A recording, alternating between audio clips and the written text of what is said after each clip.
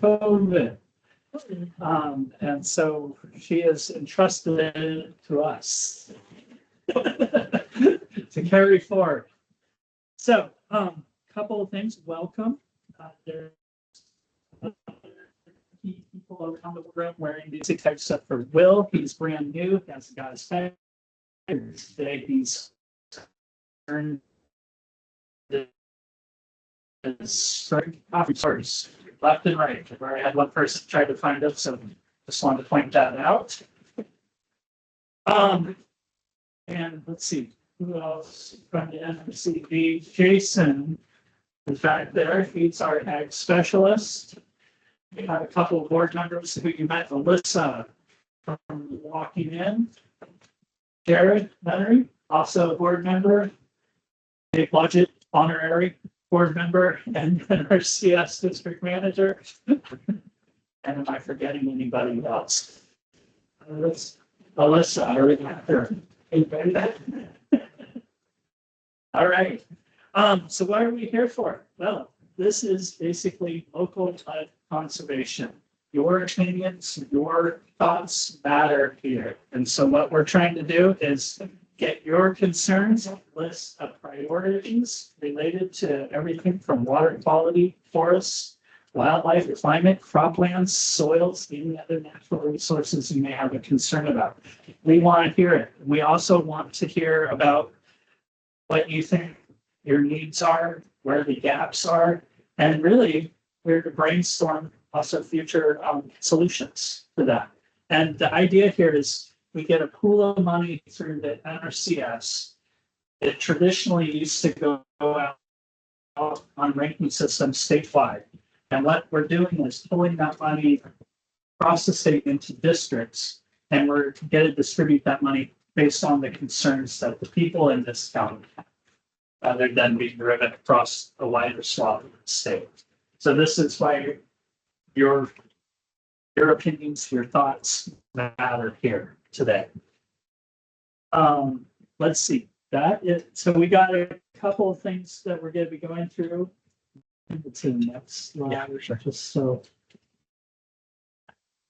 this is only my second time ever doing this, so bear with me. We want our agenda is we have a couple overview that Ben and Jared are going to tag team on, and then we have a couple of questions from. If I'm going to be here on time, he's running a little bit late, but we have farmer's perspective, we have VCs, and our county forester giving quick slam session of why this all matters and putting it together. After that, we'll break into groups, and at your table, we've got these sheets here. There should be another, this one, yeah. Sheets like this, everybody's going to fill one of these out, and we're going to talk about them in settings. We're going to break out into different table sessions, and then we'll report back out like we discussed. Bring it to the larger group, and then that information will get summarized and come up the list, and then we'll be feeding that information back out to you in a later date. So without further ado, right into it.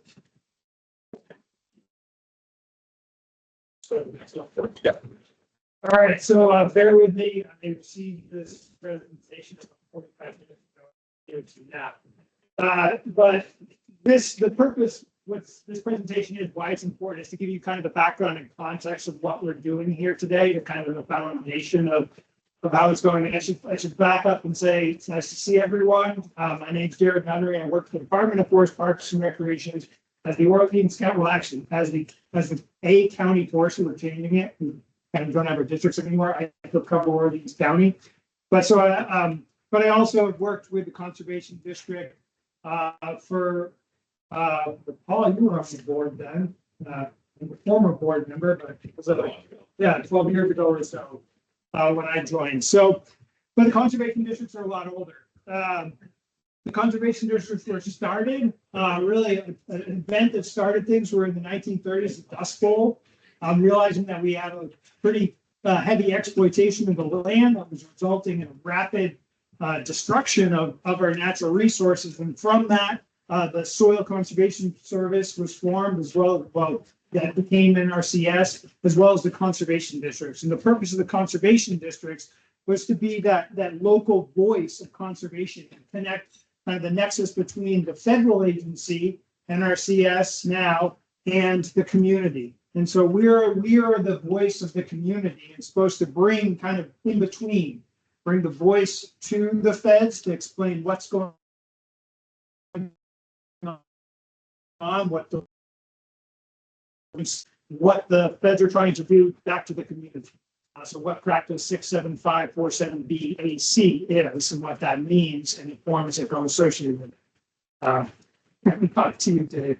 Next slide. So there's conservation districts all around the country. Some are really big in Portland, Oregon. These are huge entities. And then some are smaller like ours here. Here in Vermont, there are 14 different conservation districts with a variety of programs. And yeah, these are, we're going to go to the next slide.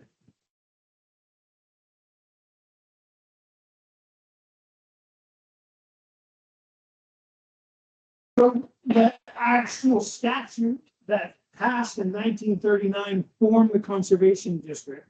In Orleans County Conservation District came into existence in 1946. So we've been around for a while here in Orleans County. We're non-regulatory, so we're not the enforcers of what's going on.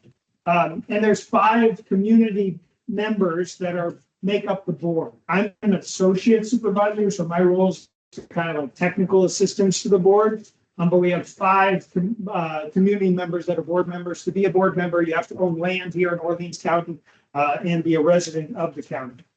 Next slide. Sarah. Okay. This one? That's right. Can you go back actually? No. All right, it's a little different. All right. Different than even it was 5 minutes ago. Okay, next slide. Let's go from this. So this is basically a list that I'm sure everyone on the way back can read. You can see it through the column, right, Steve? Yeah. Perfect. But really, it's trying to get at the breadth. So from this, what you can't see maybe is there's a long list of things, and that long list of things are the different programs that the conservation district does. Everything from water sampling to the annual tree sale. Has anyone bought a tree from the tree sale in the conservation district? Nice of you. Those that haven't, the conservation district's tree sale, each year we sell trees, fruit trees, all kinds of trees. It's now live, so you can go to our website and you can buy trees. You can also get trout now. You can start food. And that fundraiser happens every spring. It's now live. You can buy yours and get it because they actually do sell out. I also do a lot of riparian restoration work. And then really, I think this is the heart of what the conservation district does is you're the person that hopefully somebody knows that you can go to and talk to. Sarah has just amazing connections with everyone from the road foremen throughout the community to individual farmers. And so that's that translation piece to say, hey, I need something. I have a need. I have a challenge. Can you help me? And then the conservation district comes with the knowledge of the different programs available to try to connect the pieces so that every farmer doesn't have to know the 143 practices that are out there and what's available today. And then also to work with NRCS to say, hey, these are the needs I'm hearing. We're having these issues here. And then bring that forward to then prioritize funding efforts. Let's go. So, everyone hop in? Sure. So I'm Ben Copan, and I work for the Department of Environmental Conservation as a watershed planner. So I'm going to hop in here and talk a little bit about why we're here tonight. It's part of a local work group meeting. And so what I think is the public input on how federal conservation dollars are best spent in the community. And so it's really about gathering that data. And really for this process to be effective, we really need to get input from across all the sectors of the community. So the idea is you know, the conservation district and NRCS might not know all the details about what's going out there on the ground or how to be most effective in putting these dollars out onto the table. And so getting this local input is really helpful in terms of making this process the most effective. So we'll move on to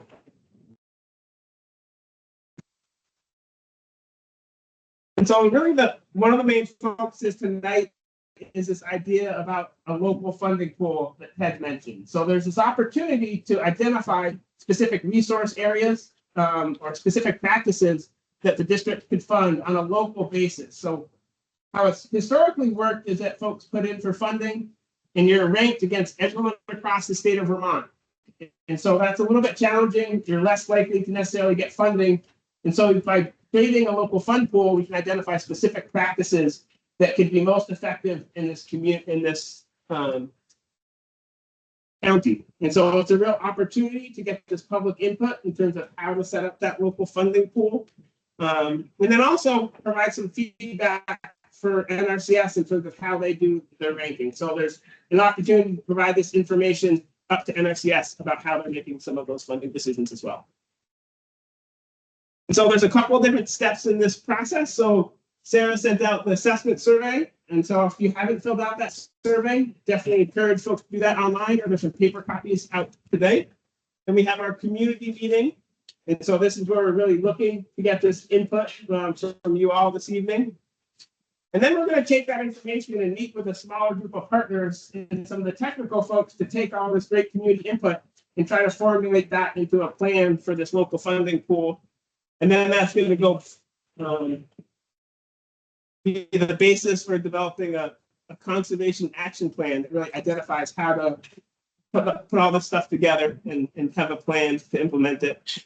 And then this goes back out to sorry, this is my notes again. Time to do this on the fly. And so this is going to go to the NRCS State Technical Committee meeting, and they're going to make some decisions about which of these local funding pools they're going to support across the state. So there's an opportunity for the district to try to make a real strong proposal to meet the needs of the community through that process. And again, that's where we really need input from all of you to make this effective. And other folks from conservation districts who've been, yeah. Question, is this the first year that the funding goes to locals?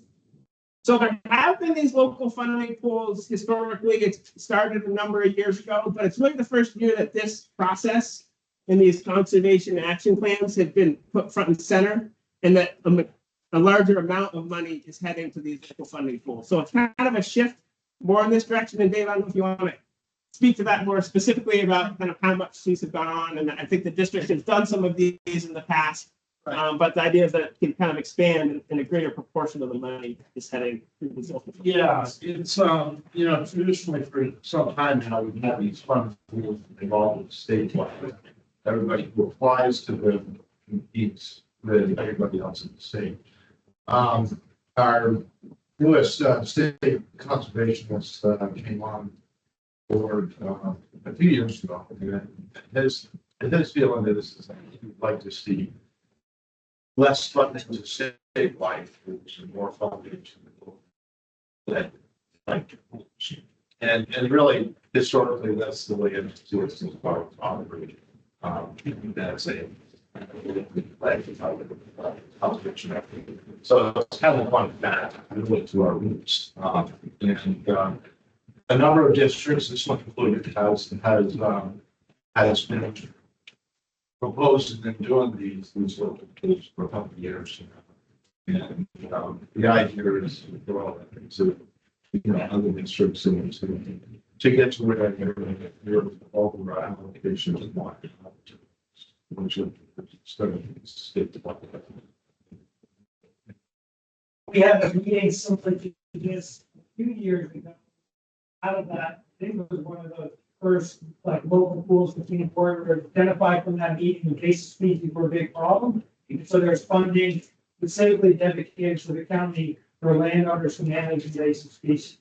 That was one tangible output. But that was, I think it started somewhere at $60,000 for the county, and then it's increased since then. So it's a big shift, whereas the all of the money was statewide, meaning if your project comes in, you've got to compete with every other project versus you have to compete with people in Orleans County on a specifically identified topic.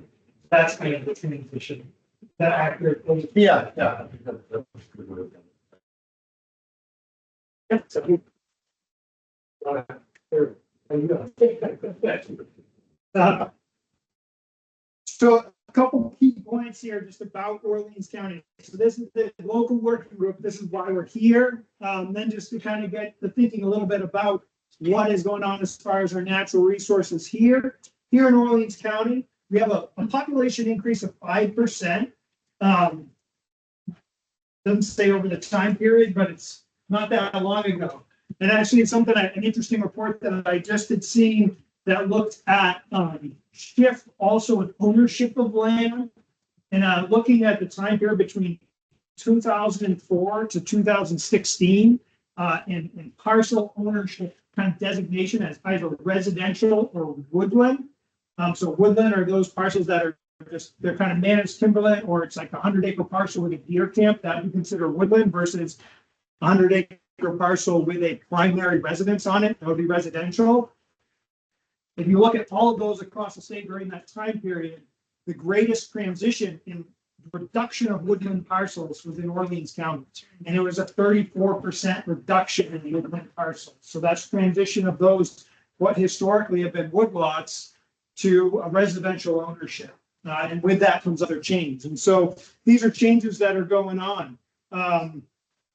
And the need for more technical assistance programs and services for new landowners. You have the population's increasing, we have new landowners. So needing to reach out and assist those landowners with different stewardship practices. The need for more connection and work with the real estate community. This is a big one. There's lots of transactions going on. I run into this a lot in relation to the parcels involved in the parent use program. Do you have any realtors in the room? Great, I can say anything. Because they often offer guidance on this is what you should do. Whether or not it's always correct is another story. And we drive a lot. We're strapped for time. We're less engaged. There's a lot going on in our lives. And so because of that, we can be distracted away from the natural resources. And so coming back to our focus on that today, Orleans County, we've got a lot of water. The different counties in the state. Orleans has it's the pond county, the land of the ponds. They're also up there in agricultural land. Farmland acres, a little over 121,000 acres, of which 52,000 about's enrolled in the current use program. I would say, and I'm just kind of winging this a little bit, but when I think of ag counties in Vermont, I think of Franklin County, Addison County, and then Orleans County. But the then Orleans County, what I'd like to remind everyone is we're also still 73% forested. So we have a lot of forest land acres, 346,000. Of those 346,000, about 130,000 are enrolled in the current use program. And with that, there's also a lot of conserved land, about 50,000 acres. Like we've got several landowners here I see with Vermont Land Trust conservation easements on their property. We also have some public ownership. Hazen's Notch, Jay and Willoughby State Forest, and several different wildlife management areas in the county. Next slide. Top 3 soil types in the county: Cabot Silt Loam, Tunbridge. Anyone know the state soil of Vermont? Come on, who knows it? Give you a hint. Cabot's the one I always come back to. It's like the hardest thing to work on. Berkshire Lumber is Lombard is the third. Let's go to the next. Okay, that's for this.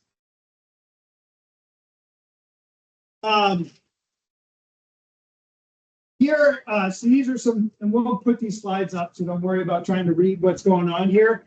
But interesting things to note is we have. So this is looking at the ag census from 2017 to 2022. And you have a reduction in the number of farms, but something that came up is you're not really have a change in the number of cows. So you're seeing a transition there.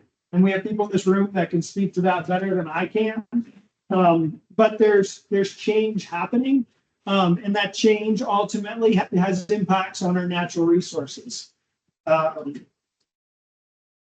There's overall, a lot of that change too is a reduction in number of our dairy farms, and there's some new veggie farms. And then the other thing we've seen, this isn't so much in the last few years, but if you go back 8 years or so, significant increased number of taps. So maple sugaring, there was a big boom. Probably if you go back like 8 to 4 years ago, there was a lot of increase in number of taps. So it's kind of slowed down. Next slide. So from this, we mentioned the survey. If you haven't already done that, please do. But here are some preliminary results from the information we've collected from the community so far from the survey that's been out for about 3 weeks or so now. When asked about water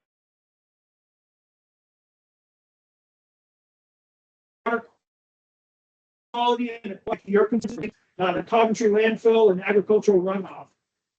Then if you go to climate change and land use change, the challenges, the top things we're hearing, flooding and erosion, increased extreme weather events. The last few summers, we've had plenty of that. The heavy rainfall and outdated infrastructure, culverts, roads have led to severe flooding and soil erosion and habitat destruction across multiple towns. Forest and farming changes. We got deforestation, invasive species, the decline of local farms through the economic pressures threaten biodiversity and sustainable land use. So this is just, again, what we're hearing from the survey.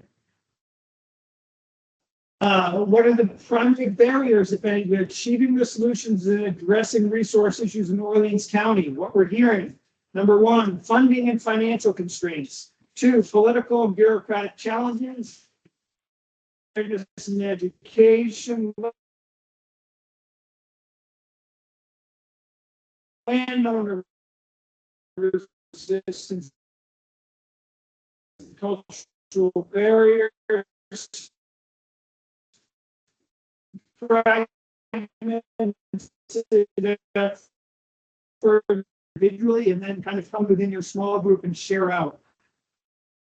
What we ask is some ground rules here for the discussion is one, we'll be mindful of time. We're going to do our best to keep things moving along, recognizing thank you all for sharing your evening with us. We don't want to keep you here past 11 o'clock.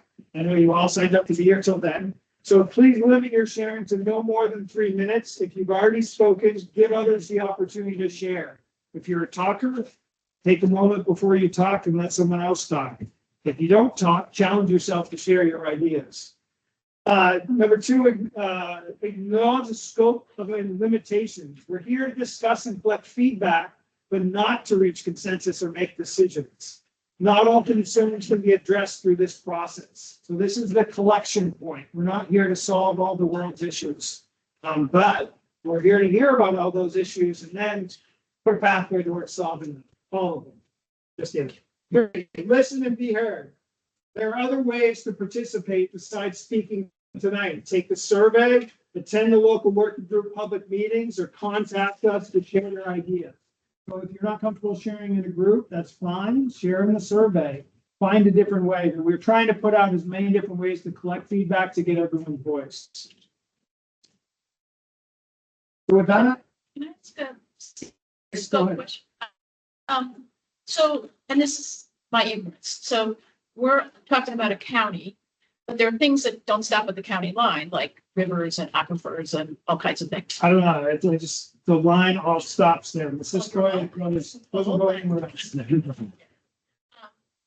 And this is just also my ignorance. So who would be dealing with the issues like, you know, is there really adequate floodplains along the rivers that go through our county? Is that something that can be spoken to through this, or is that a whole separate group of organizations? Right now, what I would suggest is think about it more of the concern. So if like the concern is, are there adequate floodplain protection? Right. Or like, so highlight that right now. Okay. So let's get it all down on paper and those An concerns. individual land parcel? No, it's county-wide, but but each one, so I'd say it's kind of like both. So say that floodplain protection, well, there's many parcels that are within the floodplain of the Missisquoi and the Black River. So it kind of functions at both. Okay, Just in terms of that watershed scale, we do in the state of Vermont, my role is as a watershed planner. And we have the state broken up into 15 different watersheds, and we developed what are called tactical basin plans. And so the conservation district is a real active partner in that, and that will really guide this effort. So there's a lot of overlapping planning efforts, so we do try to focus on those different okay. scales. So it's more identifying issues that's important from the To that. community, not, okay. Yeah, got it. So. Moving on. Thank you, Jared. That is awesome. So we're gonna get into 3 different presentations. 2 you've already heard a little bit from Ben and Jared, but I will make them talk a little longer. And then the next person I want to bring up is Joanne Lidback. She is also our board member with our Orleans County Conservation District. We're still there. Anyways, she has a farm over here. Much smarter.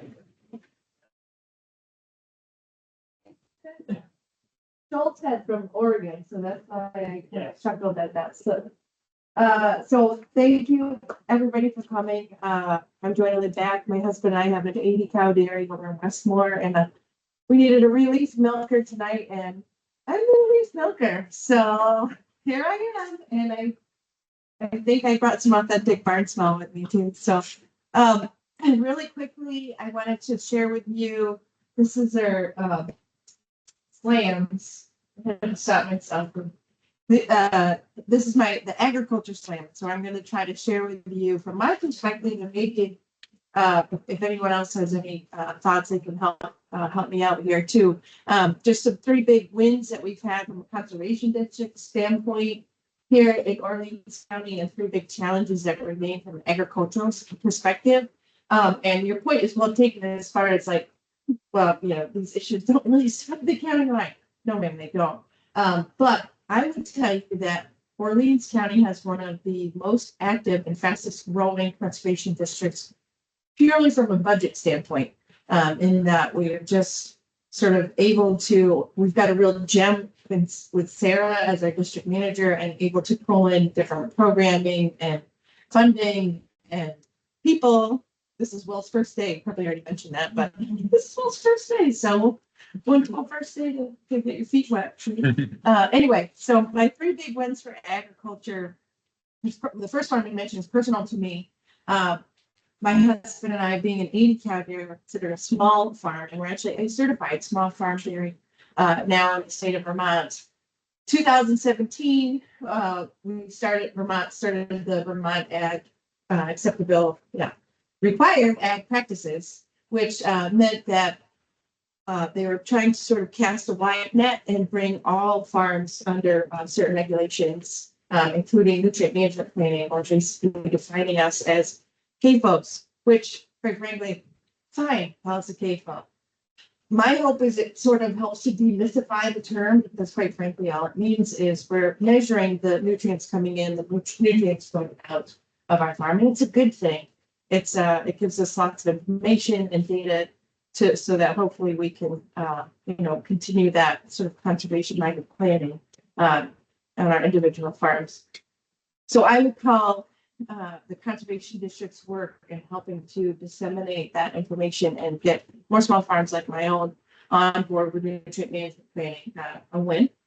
The other one is another big win for us is and I don't know that the district can take like all the credit for this. I think climate change has something to do with it, but Vermont has been known as one of the fastest growing acreage in cover crop planting in the country. And now Orleans County is finally catching up with the rest of Vermont. I happen to think that our location in this northern climate maybe had something to do with our slowness in adopting that because our farm was one that finally got to take advantage of some cover crop planting this year. And that had a lot to do with the weather. So, but we're not complaining, and we'll call it a win. And then the third thing I would just say is just the outreach that has happened. And Sarah has been very focused. So one of the other unique things about conservation districts and how we operate is we are with a self-contained organization and body. And so while we work with other county districts, we are our own thing. And so we can do what we want. And a lot of what we do starts with meetings like this and listening to what local landowners are, what the concerns are.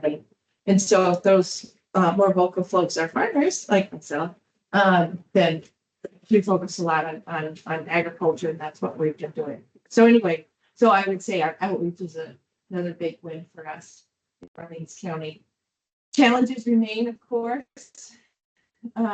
And I think we've probably kind of mentioned a bunch of them, but we continue to focus on water quality improvements, and also keeping up with regulation, and then economics, the economics for local dairy farms. It's as much as I spend a lot of time in a day job working with other farmers with their financial management and planning and analysis and goal setting and all that good stuff.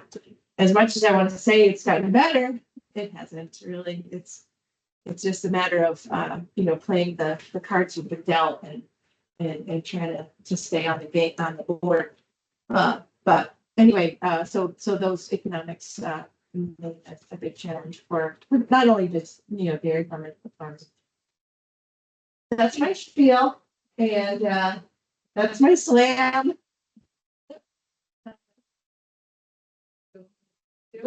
For your slams. Yeah, so Sarah asked me to give a little bit of update on water quality in the county. And so there's a couple of water quality challenges that we do have. So most of you probably know that the Orleans County is split between the Lake Memphremagog and Missisquoi watersheds, which drains into Lake Champlain. And both of our big lakes have elevated levels of phosphorus. And so they're both considered impaired. And that level of phosphorus causes algae blooms, as most of you probably know. And so the state of Vermont has developed cleanup plans for both Lake Memphremagog and for Lake Champlain. And we've been working hard over the last almost decade now trying to implement those cleanup plans. And that's a lot of why the required agricultural practices came into place.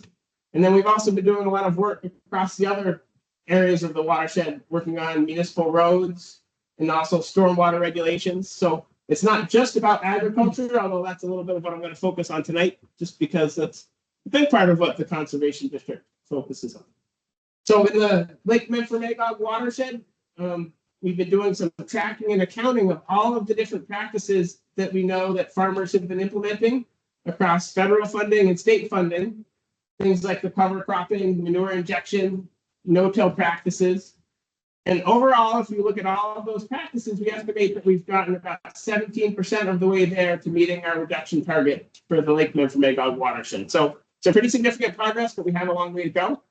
And pretty similar with the Missisquoi watershed, we do that tracking accounting suggests that we've gotten about 24% of the way to meeting our phosphorus reduction target for the Missisquoi Bay. So one of the challenges is that this is all kind of a paperwork exercise where we say you do an acre of cover crop and we think this is how much it's going to reduce the phosphorus going into our lake. And so we also get out there our quality monitoring of the lakes themselves and some of the streams that are being to the lakes. And so unfortunately, we haven't yet been able to show some improvements in Missisquoi Bay or Lake Memphremagog. Those phosphorus levels have remained pretty consistent in those lakes, which isn't too surprising because it takes a long time to see those improvements over those large water bodies. But in the Lake Memphremagog watershed, we also monitor the 4 major tributaries that go into the lake. So that's the Black River, the Barton, the Clyde, and the Johns. And we actually are starting to see some indications that those nutrient levels in those 4 major tributaries are starting to go down. So just kind of the initial indications that we're making some progress there. And then the other thing that we've been working on closely with Sarah is actually going out and doing smaller scale water quality monitoring right on individual farms. And the Lidbacks have been gracious to allow us that on on their farm to do that. And when we actually get out on the individual farm scale, when we do these practices and we implement those, we've actually had a number of cases where we can show before and after where we've implemented these practices, we've seen some pretty significant improvements in water quality in those smaller streams. So it just essentially takes a while before all of those small efforts across the watershed trickle down to the larger stream. So I think that's, to me, one of the real positive stories is that we're seeing a lot of practices get implemented out across the landscape. You know, we're also seeing new and kind of innovative practices, things like manure injection and drag lines, and some of these new practices that farmers are implementing that we really think will help meet those reduction targets. On the flip side, we are seeing some cases where we get out there and we do our water quality monitoring and we don't see the improvements that we had hoped to. And so one of the things that I've learned over the times, it's not just implementing those practices, but it's really doing them well. So sometimes it takes a couple of years before you really know that you've got the systems down. So you can do manure injection when the soils may be too wet. So it might take a couple of years to really figure those things out. So I guess the point there is it does take some ongoing technical support. And I think that's where Sarah and the conservation district are really great in terms of working with farmers to do those things. And I think another challenge that we're faced with is climate change and some of the increased runoff events that we're seeing. So as we've seen the last 2 summers, these really intense rainfall events, whatever practices you may put out there, they're not really designed to handle the type of rain events that we've been seeing. So we are having to adjust and think about additional practices that we need to put into place to handle those increased runoff events. So that's another challenge that we're faced with in terms of meeting these water quality targets. Yeah, so I think that's my quick slam on the water quality side of things. Yeah. Most of our large lakes in Vermont are international lakes. Yeah. Canada. Do they have any skin in this game? Yes, that's a really good question, and it's a little bit complicated for Lake Memphremagog. So Lake Champlain, they do have skin in that game. They were part of the cleanup plan in the what we call our total maximum daily load that really identified how we would reduce phosphorus to Lake Champlain. Lake Memphremagog is a little bit interesting because the Vermont portions of the lake are pretty shallow. And so the nutrient levels on the Vermont portions of the lake are quite a bit higher than what they are up in Quebec. So in Vermont, the lake is considered impaired. We have a target of 14 micrograms per liter, and we're around 18. So we have a little ways to go. And in Quebec, they're right around what their nutrient target is. So they're not officially part of our cleanup plan, but we do collaborate really closely with them. And they are working, you know, on the same issues and implementing a lot of the same practices across roads and with farmers. And we collaborate quite a bit to try to make sure that we're both working on both sides of the border. But it is a little bit of a complicated dynamic there. And it's really interesting. We have a Quebec Vermont steering committee that meets twice per year to really try to coordinate those efforts. Yeah. Okay. Well, that we will move from the water. I'm taking off my conservation district hat, put on my county forester hat. Sarah asked just to give a quick update or challenges and advances related to forests. And I'm going to start with the concerns, the challenges, and end on the advances, because I like it that way. The big concerns that I think of when I think of our forests, Ben just mentioned it, but it's our changing climate. And that those impacts on our forests through lots of different ways.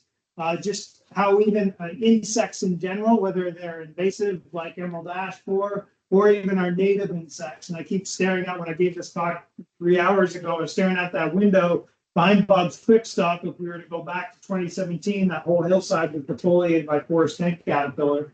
Forest tent caterpillar is a native insect, but what we're seeing is the impacts, the stresses on those trees are more severe now because we add in, like what followed after that defoliation was a dry period.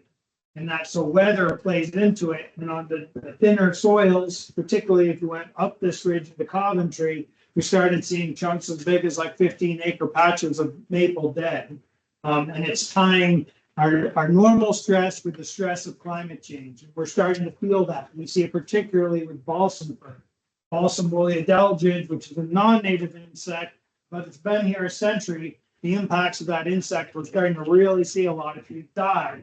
because you add in really hot weather in the summertime. When you get that 90-degree stretch, or even now multiple weeks of 90 degrees, which we didn't used to have. Balsam fir is a boreal species. We're on the southern end of its range. That's a big stress for a boreal species to have 90-degree heat. Or when you flip from really, really wet, like July was really, really wet. And then I was working on forest fires in Vermont in October. It got really, really dry, particularly down in southern Vermont. And that is abnormal. So those sorts of flipping from extremes are having impacts on our trees.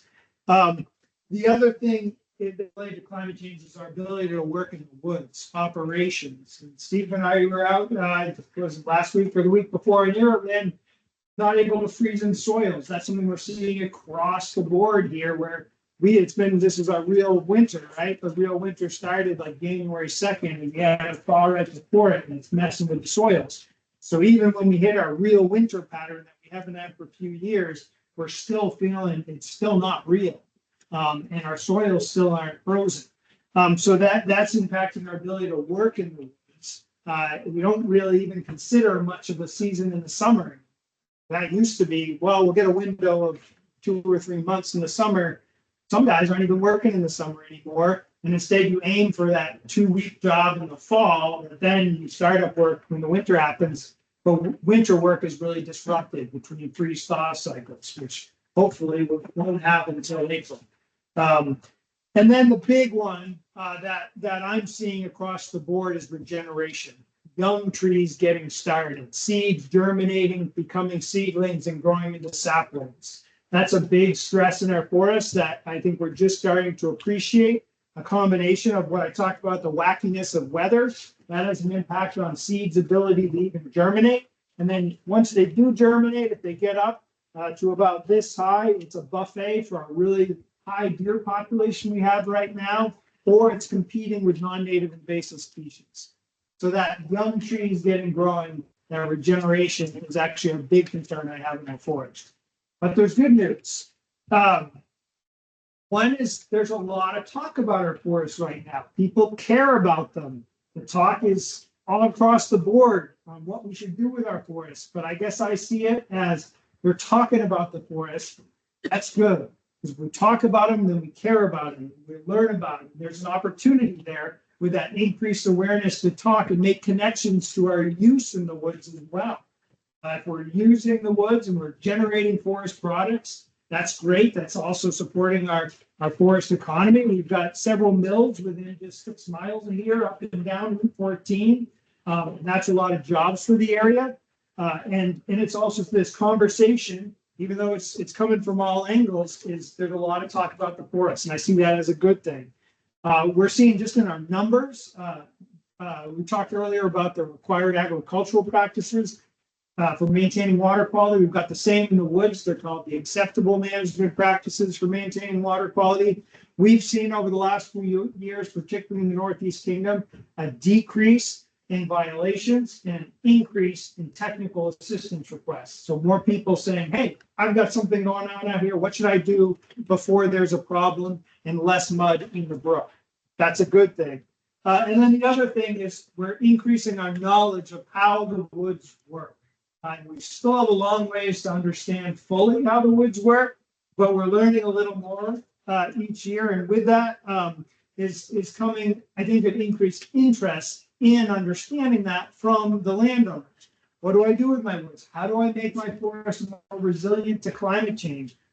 What practices are out there that I can do, some of which NRCS can pay you to do, like managing crop tree release and timber stand improvement work?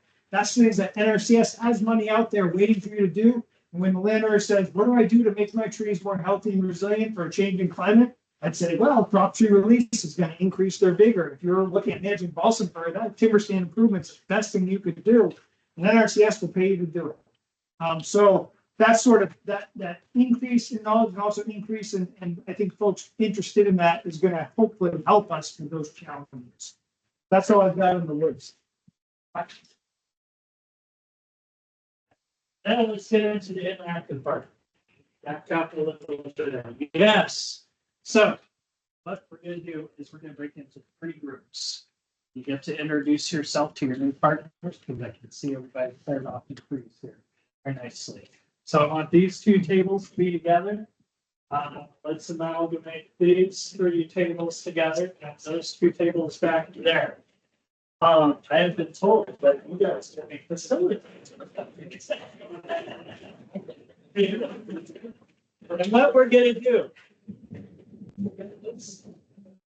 Let's go this for a second. This form, everybody should have this form. You're gonna do a couple of things. The first few minutes is everybody individually writes on this.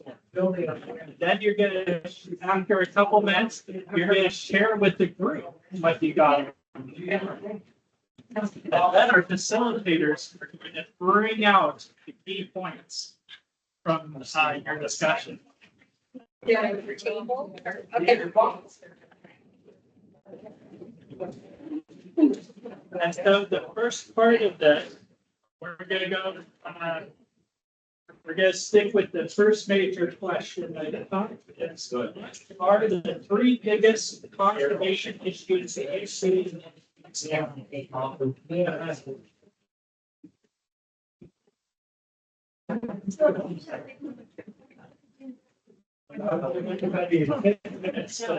Or few minutes to work on it on your own, and then we'll bring it together. Okay.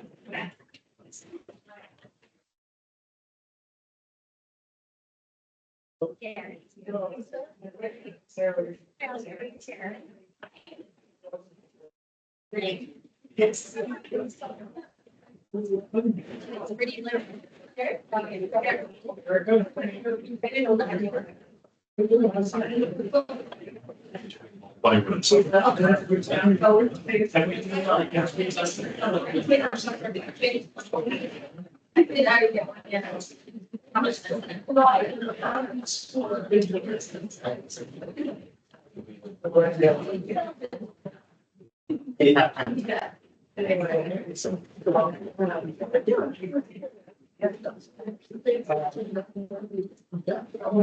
Well, yeah, the way it's set up.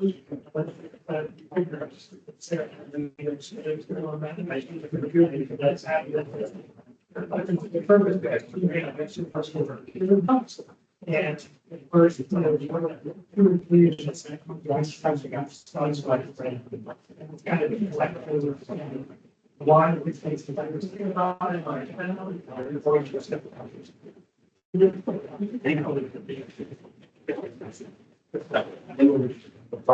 Players. Players against us.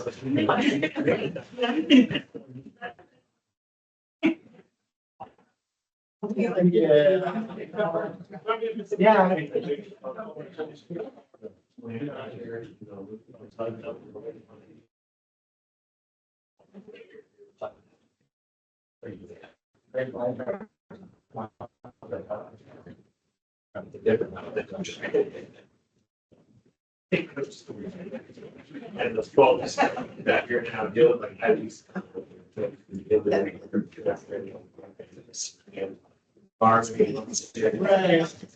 Yeah. It's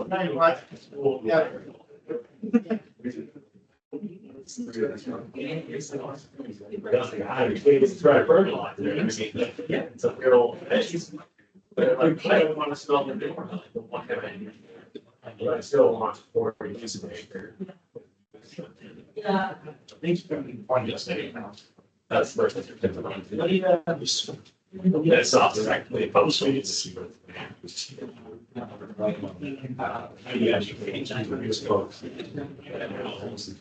Right.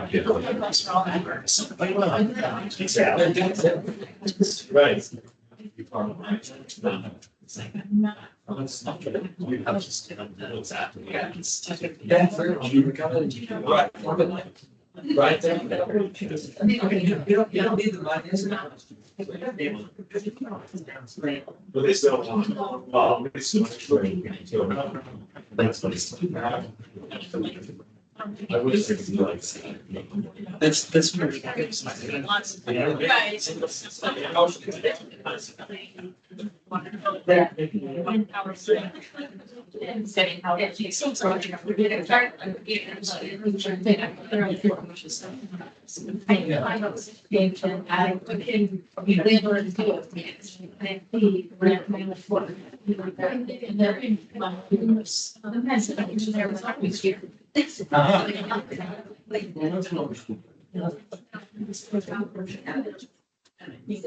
Sounds where. See in Jesus, they're not moving on. And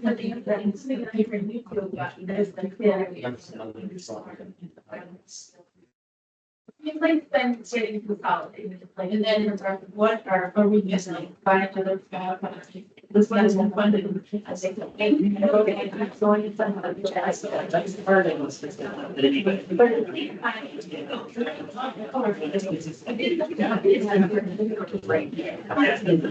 This is more like. That's in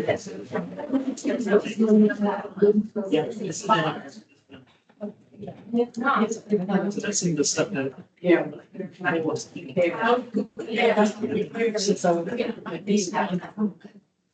It's a lot. Yeah. So it's nothing that, in relation to that, say for that sense, else like. It's. So would you say bump it all in the part? Right.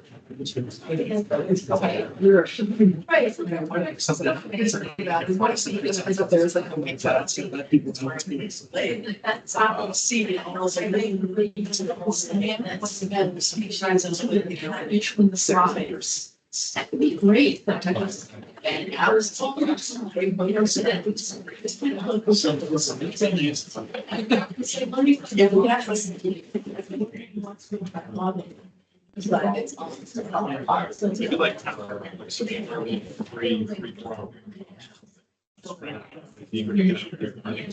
Yeah. Something on trees, fall, improvement trees, you know, like this, and just get 20, 30 people for a couple of hours and just do an activity. You know? So as long as those players on. Yeah, of course. There you go.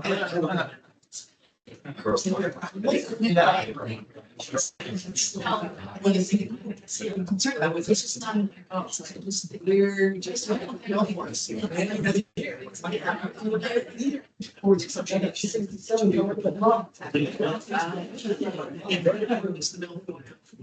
So, yeah, it's meant to Yeah. I know there's a lot of. I know. Yeah, so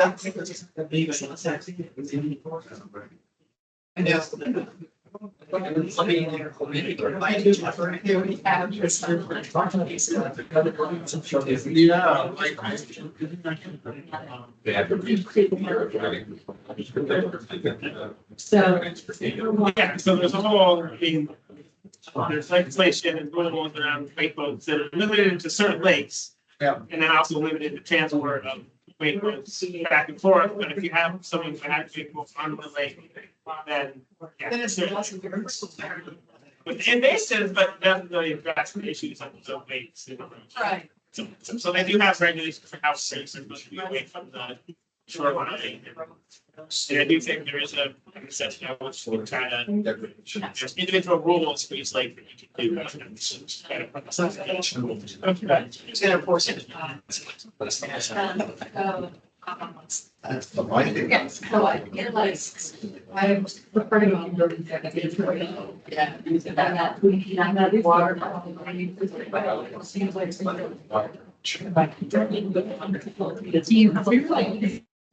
Last week. Yes. It's hard water. Yeah, that's.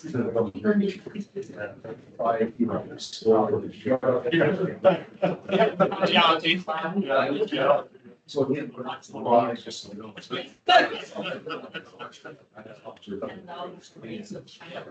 Wow.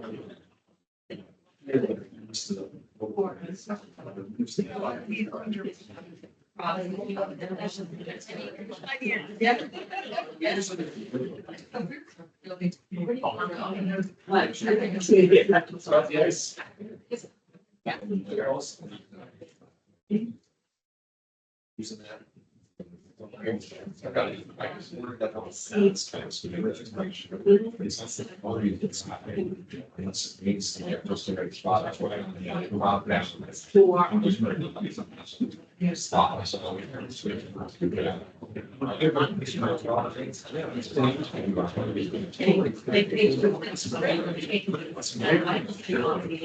It's different.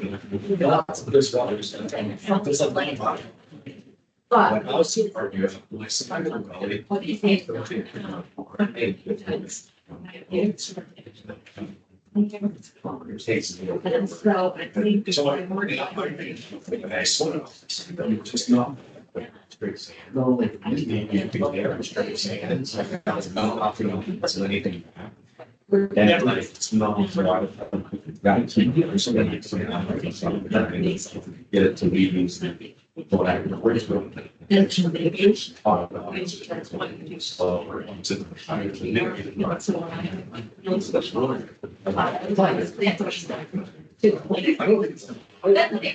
think that's big too. Sometimes there's some technical research down there that may be able to help. I think what's really hard with all these really small changes, with these main events, they are changing out there. It's hard. Yep.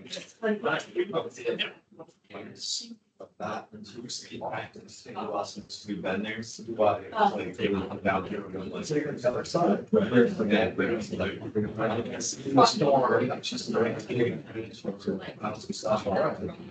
rest of the way from the farmer, it's all the person that's not.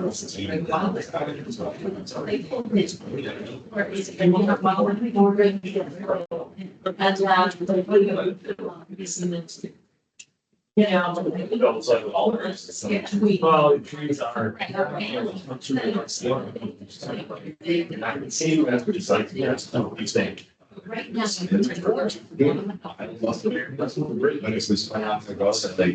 tell you something.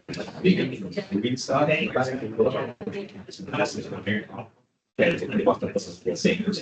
know. Follow it down. Yes, you got it. Why you know? You said you didn't know that one. So it's what's that? What's It's getting. that's a great. 5-minute warning. And I can also. Something to water.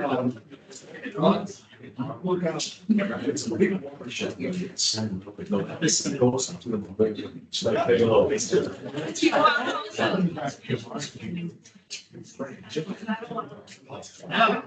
Yeah, you have great. Well, I actually think big, I think, I was in progressive. Lots of firms. Yeah,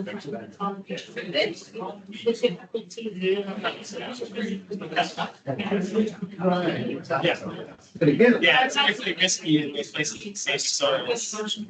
And I think that's where the more people are around, the more, I think the tendency sometimes when people think water kind of moving around is like to put it into one place. And I think that tendency, not to, you gotta do that around the barn, you gotta do it around the house.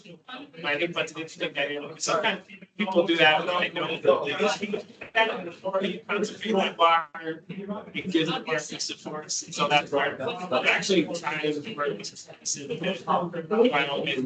Take away from the ridges that they don't need any more and turn it more back into wetland. Slow that water down a little bit. So it just gets more dynamic, kind of like that. Waiting and delaying those things can allow the continue to work. In areas where you have other, I don't know if you have development from you or if it's runoff from the forest that's coming.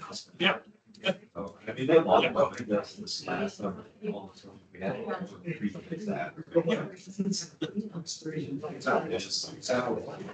So you have.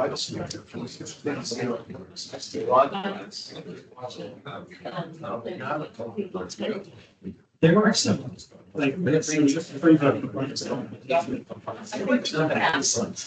Watersheds or something like this. It's easy as to do it. It's cheap. Yeah, it's not just phosphorus. We're gonna- the phosphorus has to be in the soil. It's a region with soil. So, some of this. Actually, turning. Yeah, a lot of my stuff is covered. Education is one thing that wasn't mentioned maybe was community volunteers. I'm a partner in data and so help out on some of this. And I scour the internet trying to find somewhere I Yeah, down the can street. and I do some. So there's definitely some. Training events. You know, it'd be good. More people doing it. It's not gonna be- Yeah, I feel like there's probably more people like me around you guys. Who would be, here's this is organization and maybe that's what. I'd like to find. I don't know. Right. Now that I know it's a big fuss and it's. Yeah, great.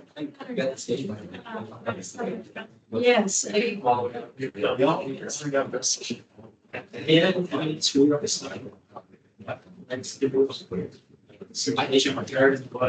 yeah, I do. Especially. Yeah, you have to. It's all good to see it now.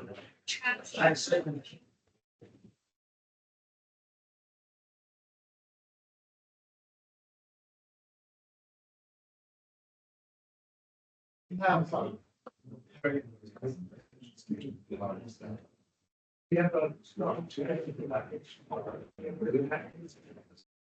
So Carla's a lot of, she started 4-H last year.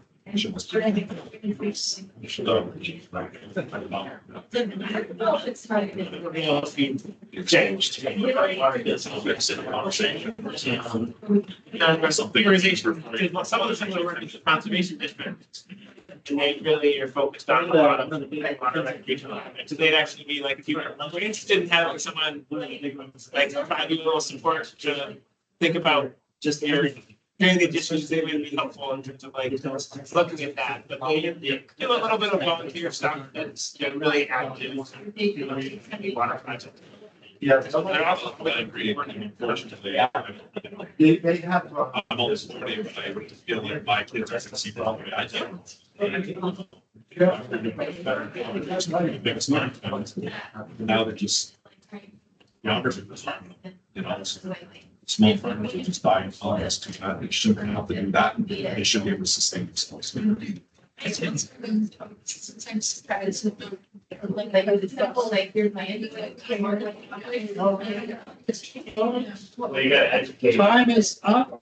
Wrap up your conversations and we'll start hearing back from the tables here. Enjoy the bigger group. All right. Yeah. It's all right. I think so.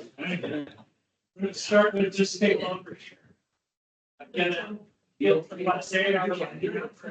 All right, really quickly, we covered one of the wide range of conservation issues. And these are in no order of where they came up in the conversation. Land pressure, just that there's lots of change in ownership in the area, and that's creating some conflicts and challenges.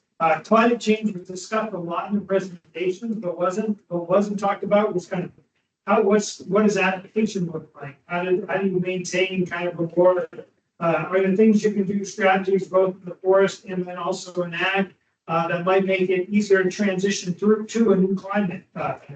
Ag consolidation, small farms transitioning to larger farms through aggregation. Is there a way to do that that might include small farmers somehow or enhance conservation during that application process? We also talked quite a bit about soil degradation, the loss of soil, particularly like in floodplains. Kind of noting that it's really heavy. The rivers are brown. That's a big issue. And then really quickly, we're ending on, just government money, how it's spread out widely versus targeting specific issues. If we could target those issues and concentrate the money there, we might solve specific problems better. And then also just education on what programs are available to farmers and landowners. Nice, let's switch to the middle table. And sum up, we were all over the place. So again, just kind of going down the list of each. Helping the, like, see some efforts, helping with the water management, because obviously too much. So everybody's trying to figure out what to do with all that, as water flows across the fields, and again, into the floodplain enhancement and how to, I guess, manage the floodplain situation in a way which Ben has been working diligently on some of that stuff. Great being great to talk to you about that. Deer defoliation came up with large amounts of deer we've got, of course.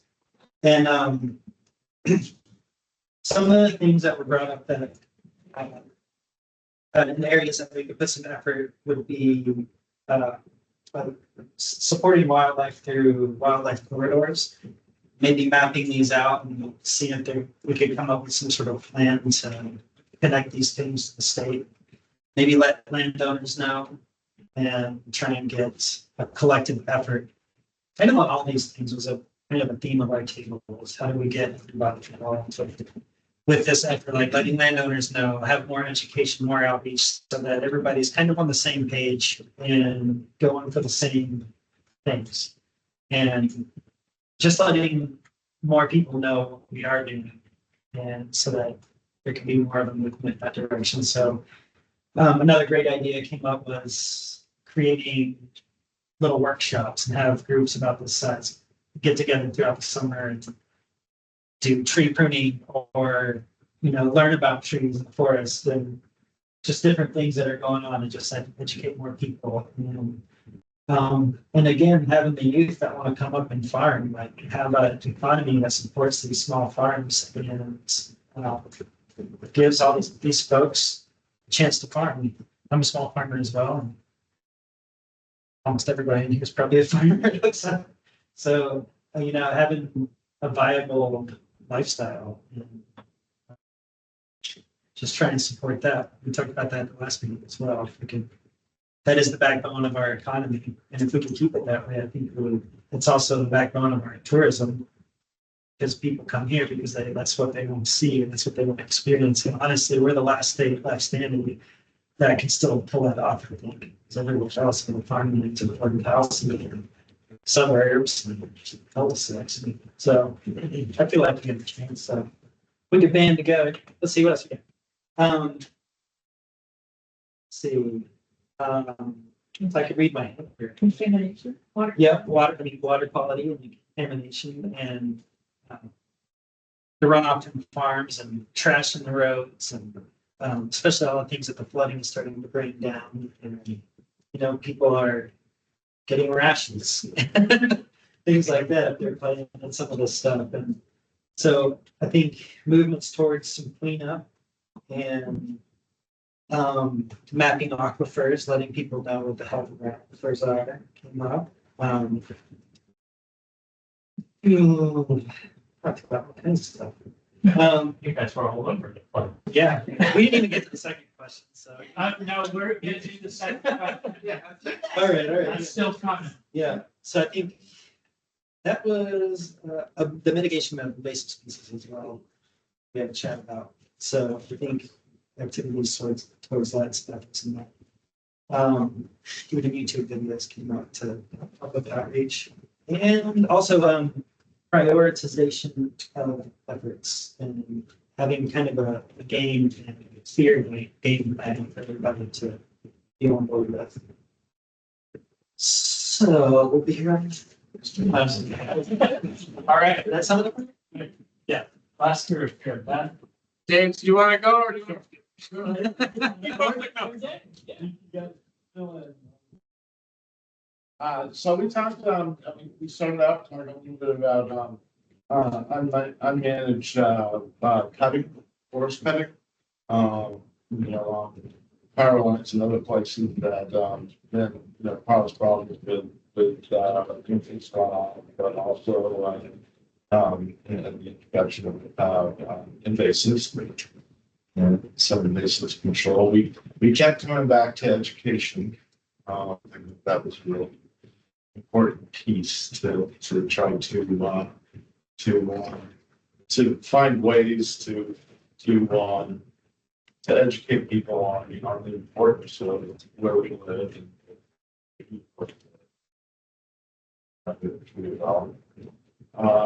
We talked about wake folks and the problems that they cause with invasive erosion, that to impact. Water quality was another as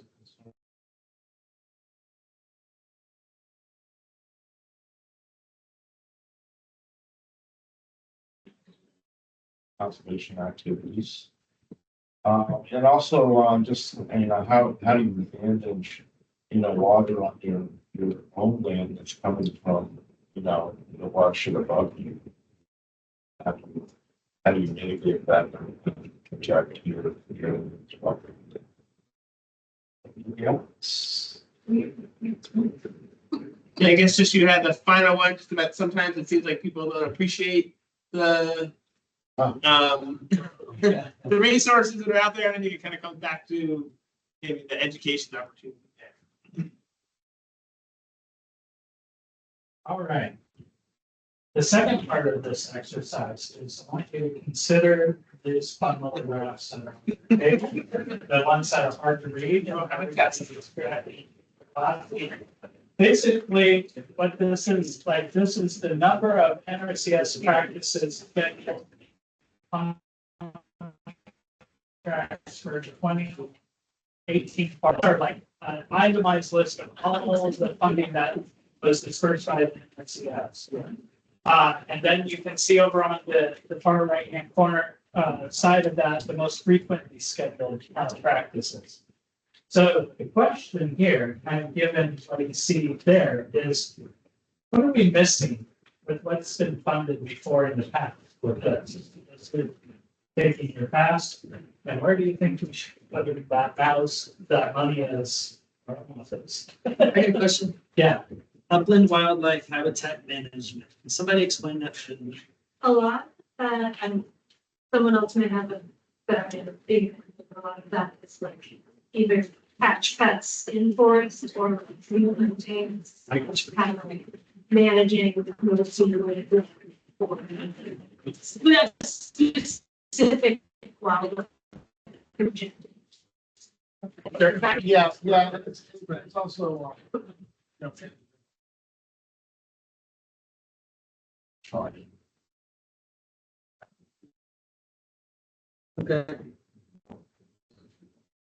bet that's the second meeting too. So, you give you all 15 minutes, a couple minutes to think on by yourselves, and then the rest of the time, we just speak out as a group. And make sure you fill in the bottom half of your page, if you haven't already done so. And we will be collecting these. Can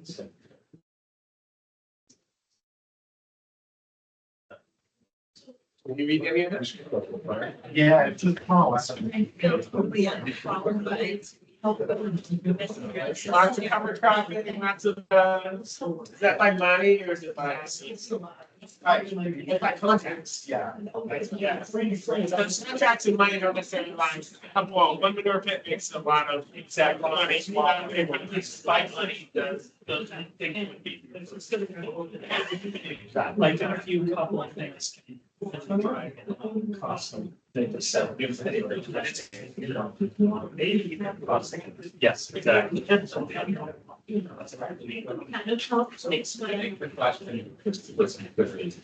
think too, it's like we don't need to be too focused on the NRCS. No, because like So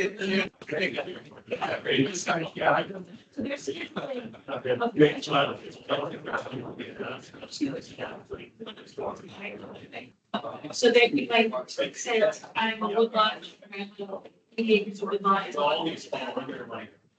Timber is for pink. Okay, so there would be. And that's like 5 different practice on the one. So that's the piece we don't see that like give us more hope. But what's interesting about that is that. Is that even? Okay, so like, gracious, we was financing. And that is exactly what is. I think.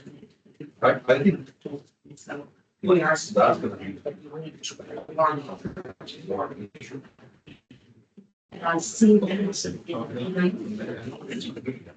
and I see that. What I think it's and we may not.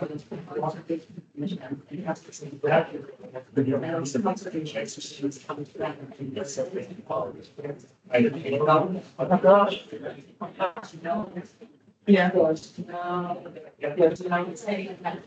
Like we have people, but one of the things, right? There's a lot of big things who have like milk oil. We have their own gas. But also we don't have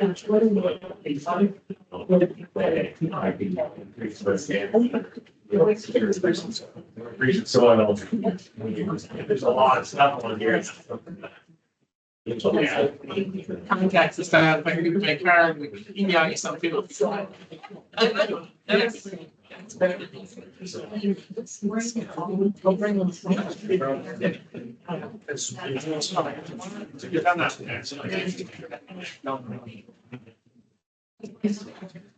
I mean, I get. Yeah.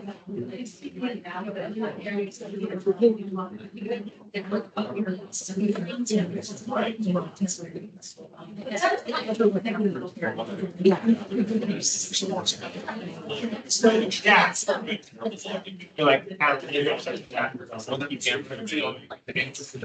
Big log, they're built regularly, they're turning all that young. They're looking to make city and house. The next 5 to 7 years, all that feed deer. And you put an Essex cow in their mouth, sports, it's all we want. It's dead stand. You know, and they're like, you gotta turn over your focus. And under. Yes, I guess. Like, elevation and nothing that promotes it, just that, but maintenance like 1,500 feet tall. And I just feel like there's more sustainable deer herds instead of Maine. Harsh and yet we have. But in the city of Newport running rampant, they've been walking for 7 miles and that's their track. How are there this year? That's a problem. There's. But it's kind of like, what would you like to see and what support would be helpful for you? Big trees, but lights, they make stuff. Raspberry bushes and that. Those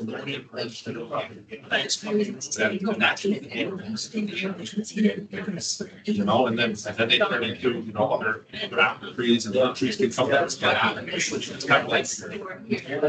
Yards. Yeah. Around. Well, a lot of that is.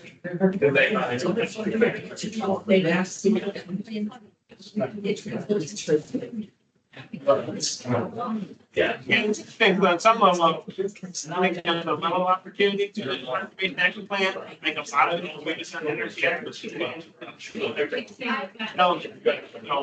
Like giving some message to Sarah as you think about, thinking about maybe there are some community based elements. Yeah, there's, yes, that's a good fun.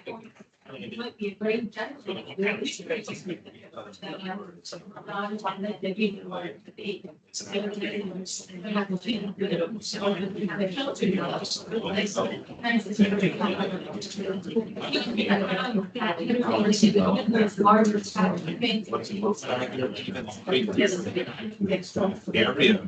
in Essex County. Give it a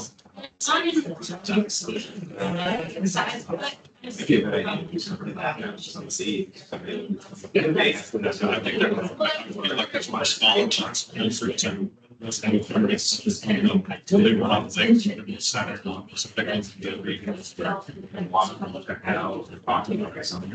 Yeah, no, I think that's really. We see what we call it. So like, it's gonna make that's really odd, like.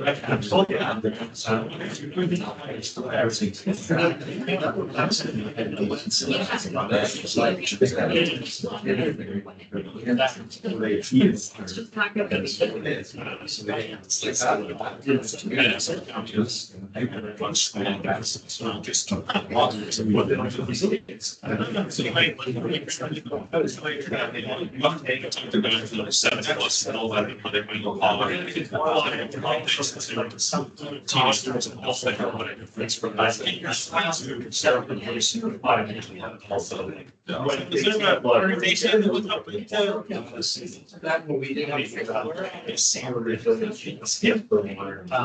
yeah, it's the way it's exactly. Is we are funding a lot of clean science. But I think that's something we've talked basically about community march, so we can kind of see what some of the water projects look like.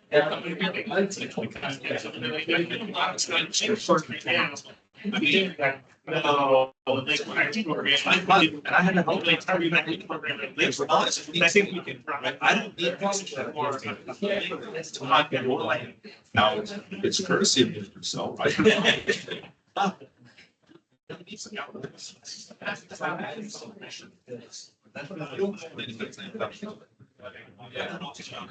It's fine, you're out of state or they agree for somebody or speaking against everything that comes from a certain date. Why? You guys have 400 acres of people trees. You know, and it's like. And everyone was supposed to. That's our, there's 100 acres and it's a conservation and they get what? Which everybody says you can do, but you put it. I know some, now, I stand up in silence. It's the same coming up. I don't have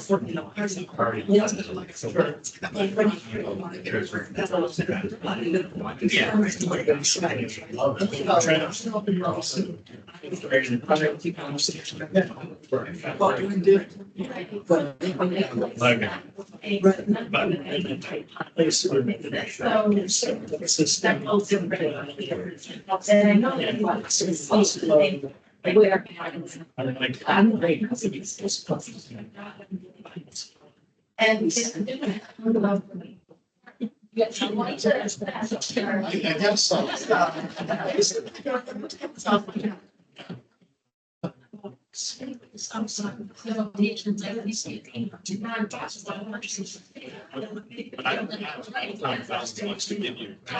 Like they'll be a year on the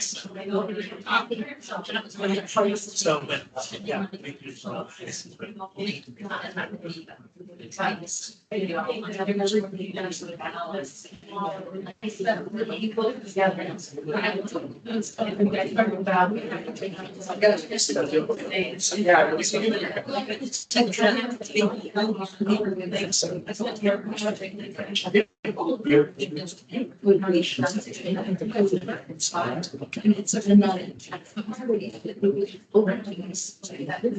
kind of like actually conservation thing, bunch.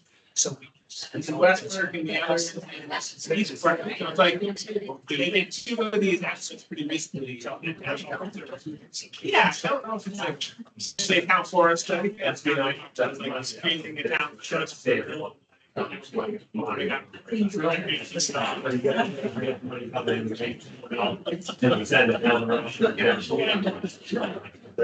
know if you guys know.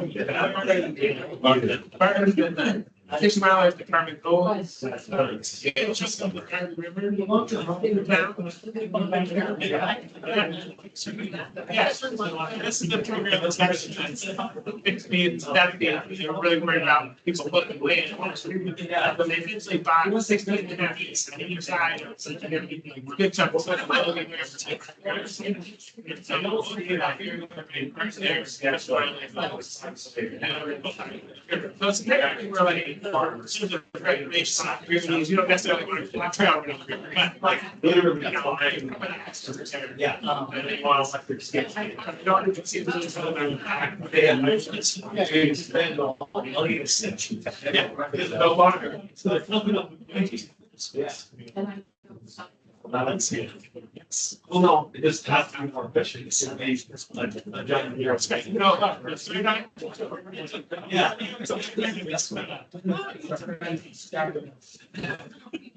But it does have.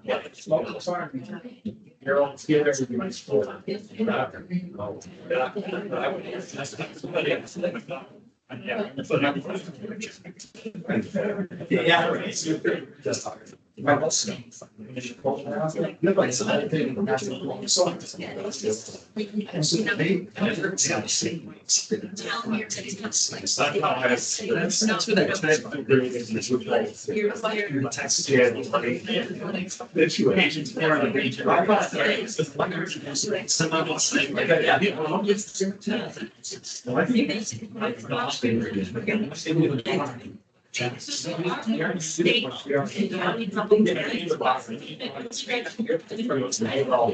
I think that's some of it. Maybe the challenge, like this conservation plan, is that it's too big, so.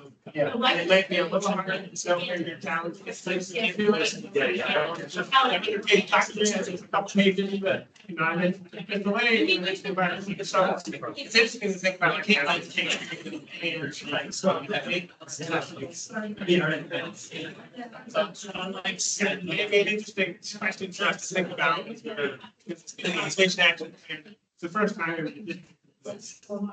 So I think I'm just kind of seeing how it's able to snack means or a lot of interesting to think about. It's elements you can allow it to that's why I mean this place. So,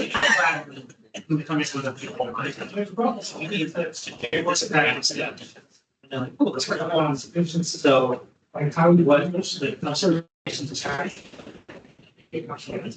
create challenges based on yes, bringing it on and start to focus on everybody on those things. That's what yeah.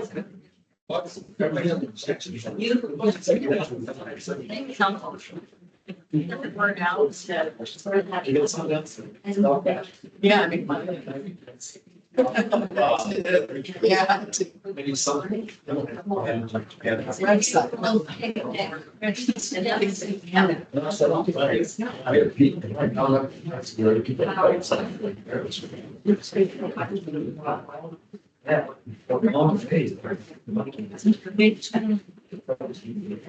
I think we all have good guys, right?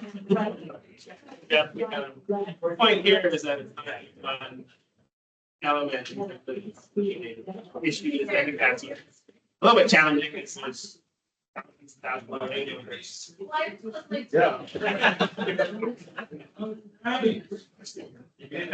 Let's bring it back together with large group. And I'm going to, oops, pause. No, yes, no. No, we funded them. All right, let's switch it up and hear this group first. Well,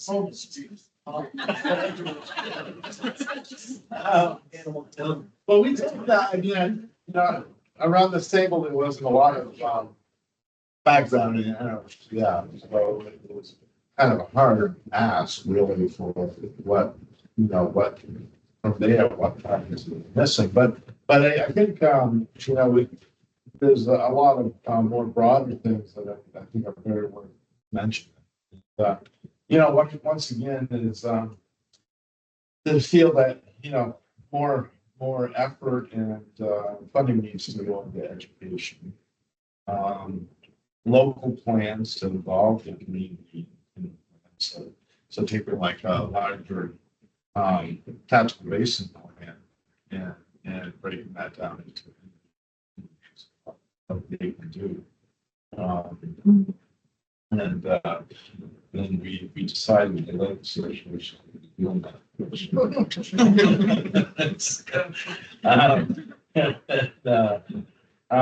And then yeah.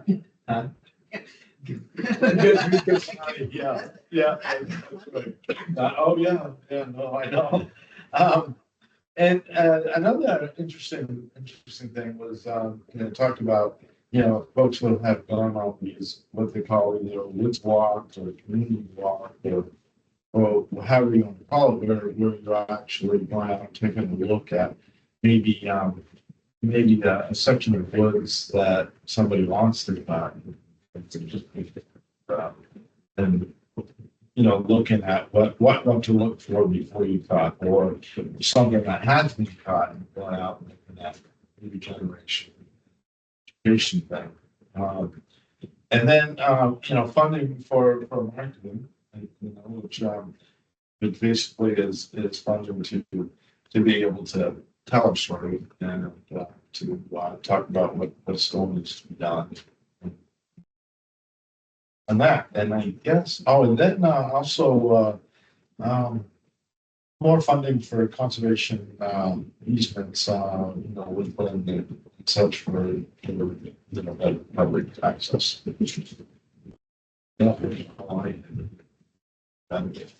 Yep. Okay.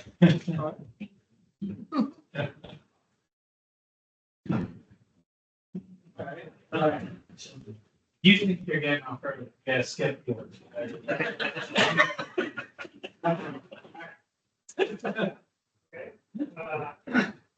So we had a rich discussion. So one of the, starting off, just in general, translation of the available options is helpful because looking at this list, what's they mean, what's these one being, great. There is invasive species management, but more emphasis on that would be important just because it's a growing problem. In general, paying farmers to build organic matter in the soil, incentivizing other stable fertilizer beyond synthetic and commercial. Consumer education, and it sounds like kind of jumping off of what you talked about, also specifically related to certification. What does that mean? Authentic certification, there's even a role for NRCS to be involved, whether it's local certification. You have business connection, connected small organizations with siloed between local organizations. And then in general, big comment of NRCS money should stick locally, maybe even with things like equipment, helping with equipment purchases. We just talked about how one state they were kind of trading the old tractor for a more efficient tractor, things that could directly benefit with kind of infrastructure.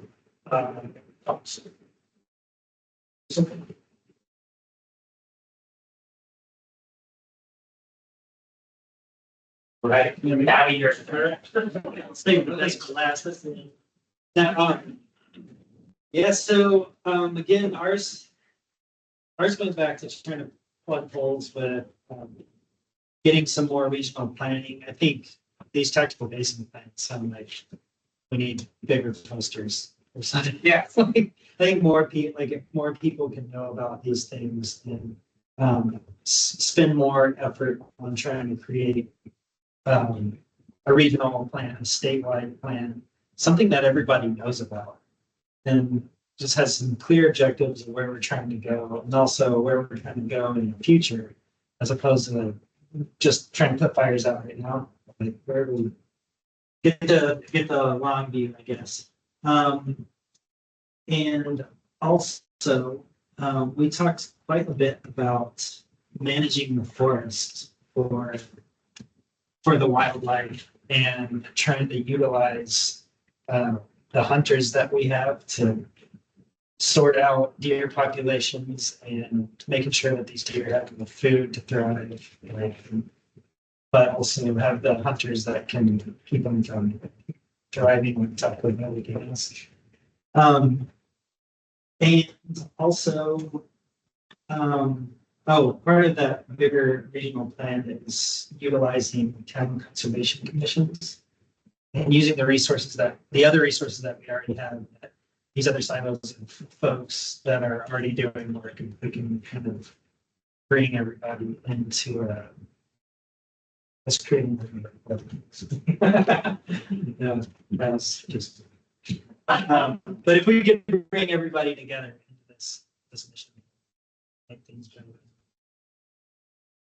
We can put our efforts into that. I'm saying anything. There's a longer talk about hunting and forest management. All right. So what happens now? So we're going to be collecting all the sheets that you've been working on.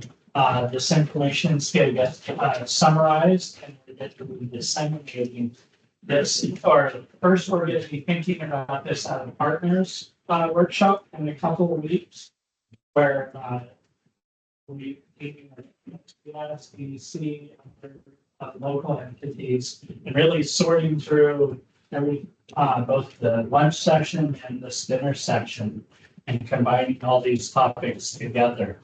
And we'll see what, there's always a few common denominators across both sessions for education and increased visibility of plans. I think that kind of public engagement, what we're trying to do here with the local work group. This is the kind of thing we want to see more of.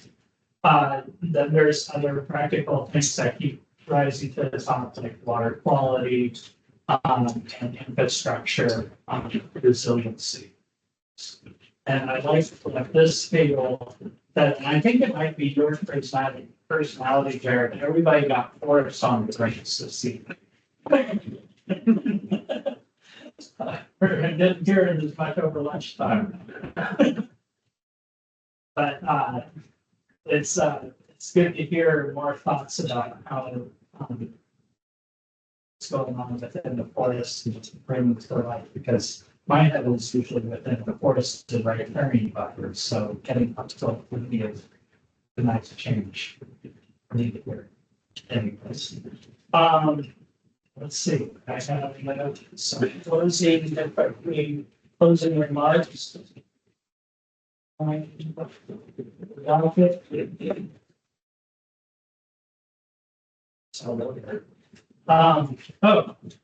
Couple of things to mention is we do have a plant sale. So while we're talking forests and trees, Orleans County is going to be hosting a plant sale. Please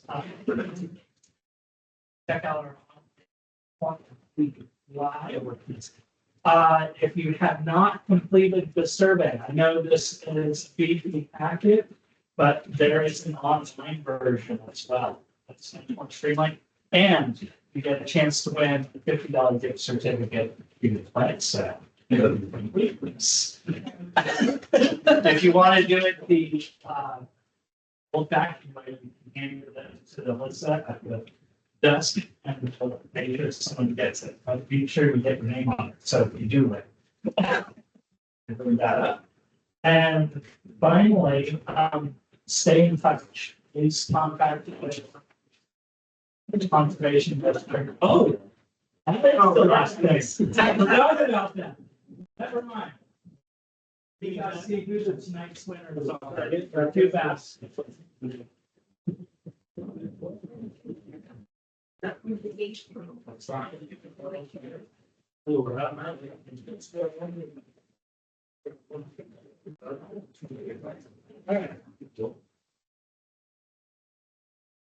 So we're gonna just do this. For this one.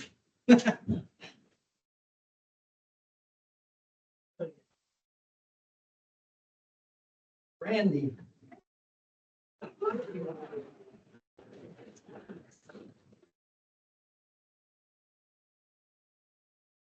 Just good. Careful with that, let's tip over with the head and stuff. All right. And this one.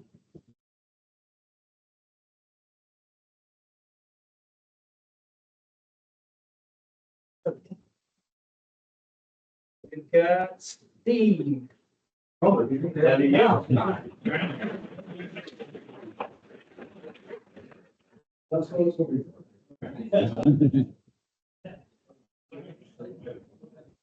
Thank you, everyone. Yeah, thank you all.